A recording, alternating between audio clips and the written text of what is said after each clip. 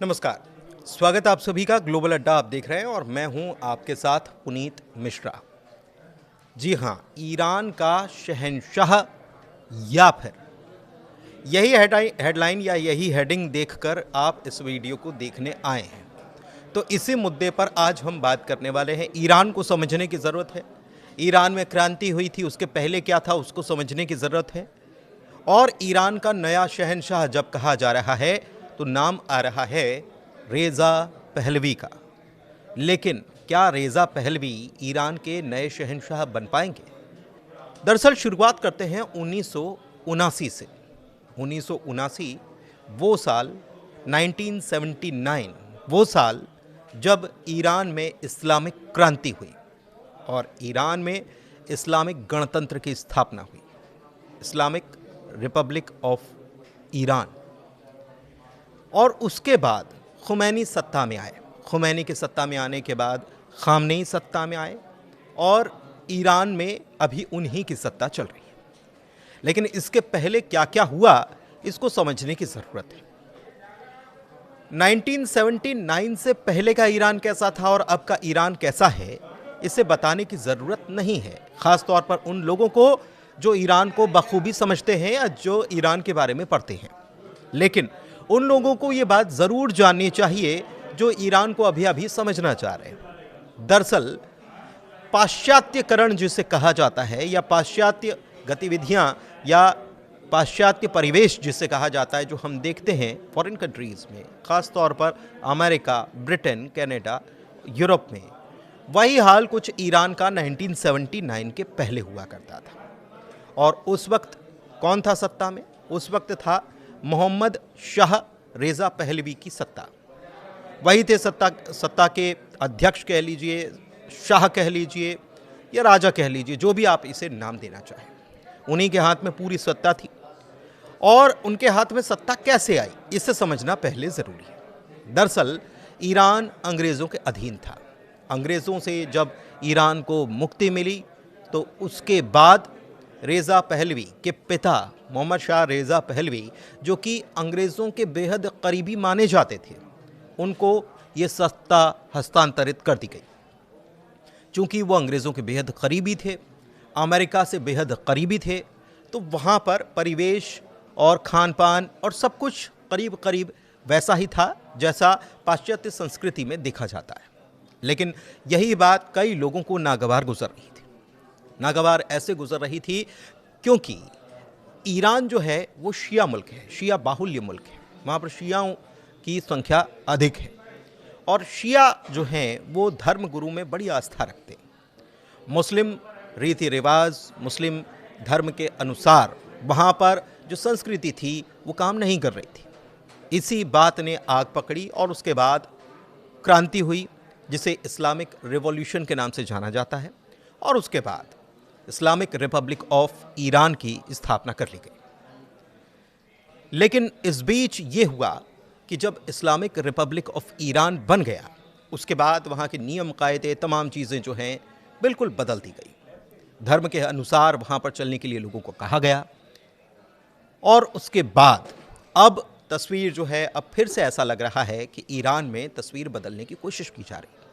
लेकिन क्या ये कोशिश जो है वो रंग लेकर आएगी? सवाल यही है। कहते हैं कि ऊंट पर बैठकर बकरी नहीं चराई जाती। ये बात इसलिए कही जा रही है क्योंकि रेज़ा पहलवी इस वक्त अमेरिका में मौजूद हैं।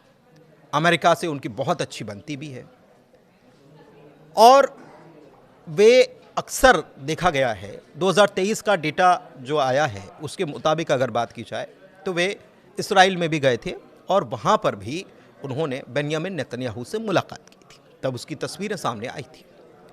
तो फिर ये चर्चा उठी कि ईरान के पूर्ववर्ती राजा या उनके जो परिवार के लोग हैं ये ऐसा क्यों कर रहे हैं, जबकि ईरान अमेरिका को अपना दुश्मन मानता है।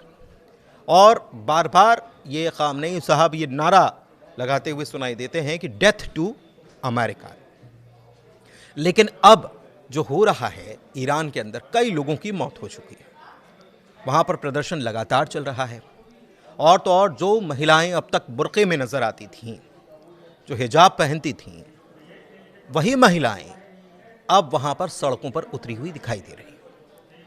उनके चेहरे से हिजाब गायब है और खामनेई साहब के पोस्टर्स को जला करके उससे सिगरेट सुलगाते हुए तस्वीरें भी सामने आई हैं।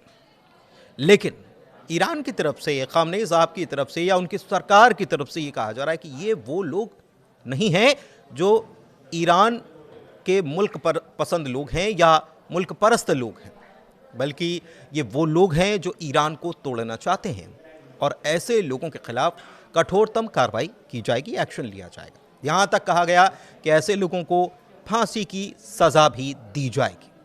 लेकिन प्रदर्शन थमने का नाम नहीं ले रहा। दिलचस्प बात यह है कि यह प्रदर्शन रोज़ाना रात को सड़कों पर नज़र आता है। वहाँ पर धार्मिक स्थल जो हैं उन्हें भी तोड़ा जा रहा है। तो क्या सवाल ये उठता है कि 1979 से लेकर अब तक ईरान में जो सत्ता थी, धार्मिक नियम कायदे कानूनों का पालन वहाँ पर जो कराया जा रहा था, क्या लोग उससे आजिज़ आ चुके हैं? क्या वहाँ पर लोग इसी बात से नाराज़ हैं? शायद नहीं।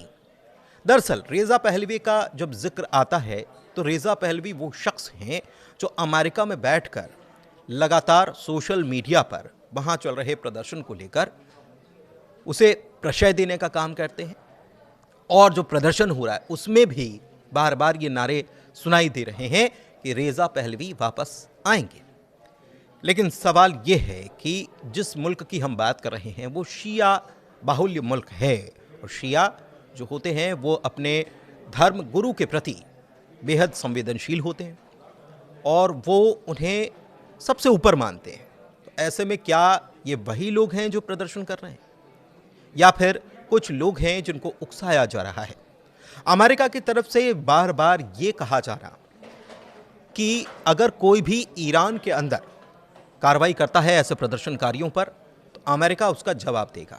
डोनाल्ड ट्रंप की तरफ से ये तक कहा गया कि हम पूरी तरह से साजो सामान पैक कर चुके हैं और हमले के लिए किसी भी वक्त तैयार हैं।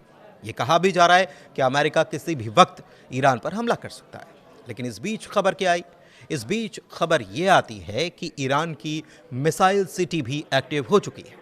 बदले में ईरान की तरफ से ये जवाब दिया गया है कि हम भी, अगर हम पर हमला होता है तो ऐसी परिस्थिति में अमेरिकी सैन्य ठिकानों को निशाना बना सकते हैं, इजराइल को निशाना बना सकते हैं। यानी टेंशन इस वक्त बहुत ज़्यादा चरम पर पहुंच चुकी है। फिर सवाल वही आता है कि क्या रेज़ा पहलवी की वापसी हो पाएगी? क्या वो सत्ता में आसीन हो पाएंगे? अगर सत्ता में वो आसीन हो भी जाते हैं तो खामनेई साहब का क्या होगा? और सत्ता में अगर रेज़ा पहलवी आ जाते हैं तो कितने दिन तक उनकी सत्ता बरकरार रहेगी? कई सारे सवाल अभी भी बने हुए हैं। हालांकि जानकारों से जब हमने बातचीत की तो उनकी तरफ से कहा गया, इस मामले में DU के असिस्टेंट प्रोफेसर जो हैं उनसे हमने बात की थी, उनकी तरफ से ये कहा गया कि ईरान ऐसा मुल्क नहीं है जहां पर आसानी से ऐसा सत्ता परिवर्तन कराया जा सके, इसलिए ऐसा मुमकिन नज़र नहीं आता। हालांकि उनका ये भी कहना था कि अगर ऐसा हो जाता है कि ईरान में सत्ता परिवर्तन हो भी जाए तब भी रेज़ा पहलवी बहुत ज़्यादा वक्त तक वहाँ पर सत्ता पर काबिज नहीं रह पाएंगे, क्योंकि एक पपेट गवर्नमेंट वहाँ पर बन जाएगी। ठीक वैसे ही पपेट गवर्नमेंट बन जाएगी जैसा कि हमने हाल ही में सीरिया में देखा है, जहाँ पर अल शरा सत्ता में बना दिए गए और वही अल शरा हैं जिनके ऊपर अमेरिका ने किसी वक्त में एक बहुत भारी भरकम इनाम रखा था। लेकिन वही अल शरा हैं जिनका अमेरिका में रेड कारपेट पर स्वागत किया गया और डोनाल्ड ट्रंप ने उनसे ख़ास तौर पर मुलाकात की थी। यानी कि पपेट गवर्नमेंट बनाने की कोशिश वहाँ पर की जा रही है, ऐसा जानकारों का कहना है। लेकिन दूसरी तरफ अमेरिका और इस्राइल के मंसूबों को भांपते हुए ईरान जो है वो पूरी तरह से मुस्तैदी से तैयार है। दिलचस्प बात यह है कि खामनेई साहब के जो सलाहकार हैं उनकी तरफ से एक बड़ा बयान इस दौरान निकलकर सामने आया। उनकी तरफ से ये कह दिया गया है कि अगर ईरान चाहेगा तो 24 घंटे के अंदर वो न्यूक्लियर पावर हासिल कर सकता है और इस बयान की वजह से टेंशन और ज़्यादा बढ़ चुकी है। हालांकि ईरान में ये नहीं कहा जा सकता अभी कि हालात काबू में हैं, क्योंकि ईरान में 60 घंटे से ज़्यादा वक्त से इंटरनेट बाहरी दुनिया के लिए पूरी तरह से बंद कर दिया गया है। स्टारलिंक भी वहाँ पर काम नहीं कर रहा है जो एलन मस्क का है।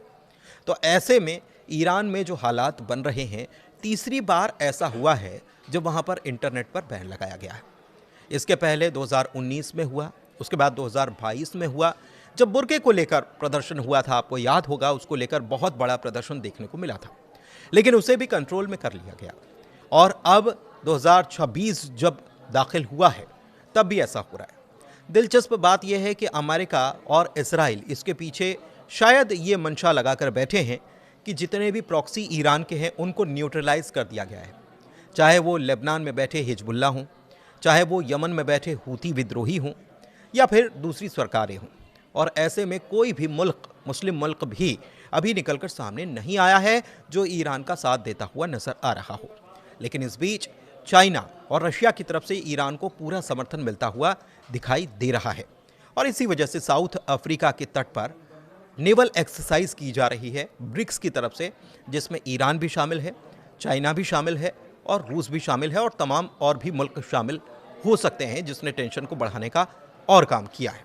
लेकिन जानकार ये कहते हैं कि अभी सत्ता परिवर्तन के हालात यहाँ पर नहीं हैं और बहुत जल्द खामनेई साहब जो हैं वो इस सब को कंट्रोल कर लेंगे। लेकिन अगर ऐसा नहीं होता है तो खबर ये भी आ रही है कि निर्वासन के रूप में खामनेई साहब जो हैं वो रूस जा सकते हैं। हालांकि बहुत सारे खामनेई साहब के चाहने वाले जो हैं उनको ये बात नागवार गुजर सकती है कि ये बात कही जा रही है, लेकिन हकीकत यही है कि खबरें इसी प्रकार की निकलकर सामने आ रही हैं। अब देखना यह है कि ईरान में आने वाले दिनों में इस प्रदर्शन को कंट्रोल कैसे किया जाता है और इसके बाद ईरान क्या कदम उठाता है। फिलहाल टेंशन बहुत ज़्यादा बढ़ी हुई है। आपको ये वीडियो कैसा लगा ज़रूर बताइएगा। फिलहाल इस वीडियो में इतना ही। बहुत शुक्रिया।